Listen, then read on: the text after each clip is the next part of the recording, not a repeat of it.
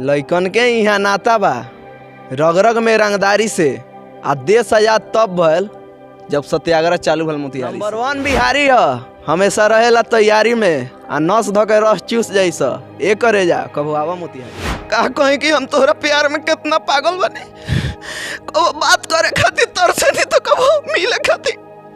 Instagram पे video बनाते हैं viral हो जाता है, फेसबुक पे वीडियो बनाते हैं वायरल हो जाता है, गाना लिख करके देते हैं 50 मिलियन चल जाता है। इस सब का राज क्या है, कहाँ से ट्रेनिंग किए सब आप?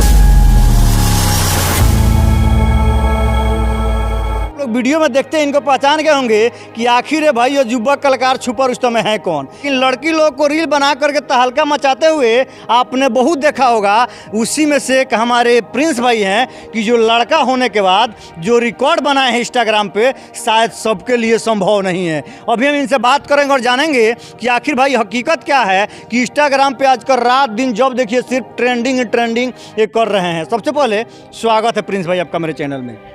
जेम्स मीडिया में रहने का स्वागत बा। आप पहले गीत लिखते थे, उसके बाद में फिल्म का डायरेक्टर भी करते हुए आपको हम देखे होंगे, क्योंकि सालू भाई भोजपुरिया का एक शूटिंग मोतिहारी में चल रहा था, उसमें देख रहे थे डायरेक्टर के तौर पे आप काम कर रहे थे।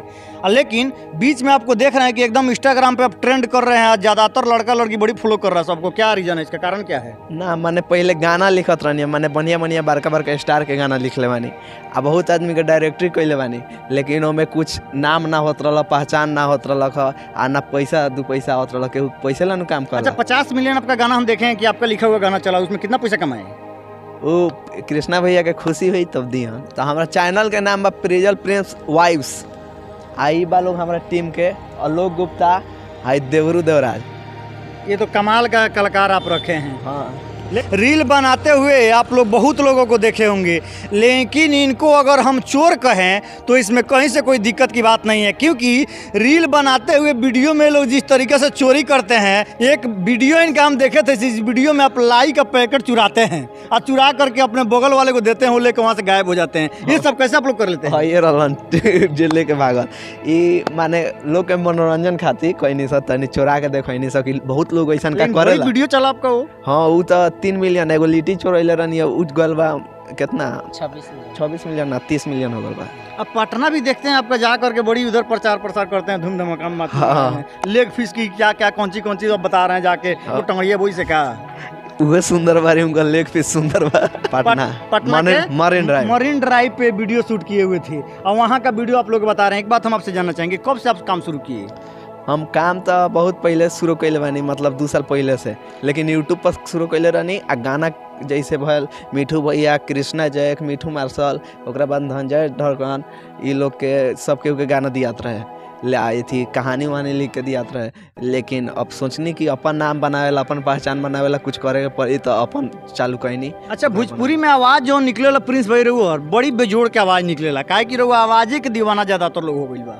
तो हमनी के तनी बानी सब पूरा ठाठ देसी, अच्छा, पूरा पूरा ठाठ बिहारी, अच्छा, और ऊपर से जिला मोतिहारी। अच्छा। तो वही से पूरा ठाठे भोजपुरी निकलेला आ लोग के पसंद आवेला। अच्छा, जो आप लोग मतलब जो वीडियो शूट करते हैं, आप लोग वीडियो इंस्टाग्राम पे, फेसबुक पे सब पे आपका जो चलता है, अच्छा वीडियो चलता है, कैसे आप लोग सेटिंग कर लेते हैं? कौन करता है सब?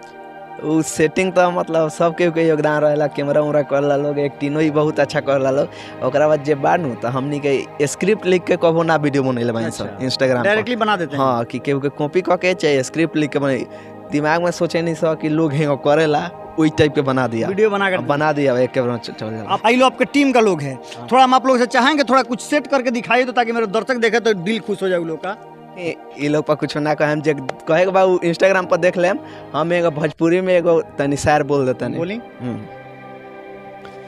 जौन हमन इंस्टाग्राम पर ट्रेंड कैले रहे, मतलब वो 10 मिलियन ले चल बा। का कहीं कि हम तोहरा प्यार में कितना पागल बने, कबो बात करे खातिर तरसे नहीं तो कबो मिले खातिर, बाकी जब दे दे तो मियाँ शांत हो जाला। बुझाला कि तोरा जैसन लड़की दुनिया में होइले नहीं, बाकी जब ना देवेलू तो बुझाला कि तू छिनार मारू। बड़ा सुंदर सुंदर लड़की के साथ में वीडियो बनाते हैं, उससे लड़कियाँ कहाँ मिल जाती है आपको? और वो सब मार्केट से आयल बा। मार्केट से उसको बुक करके लाते हैं क्या?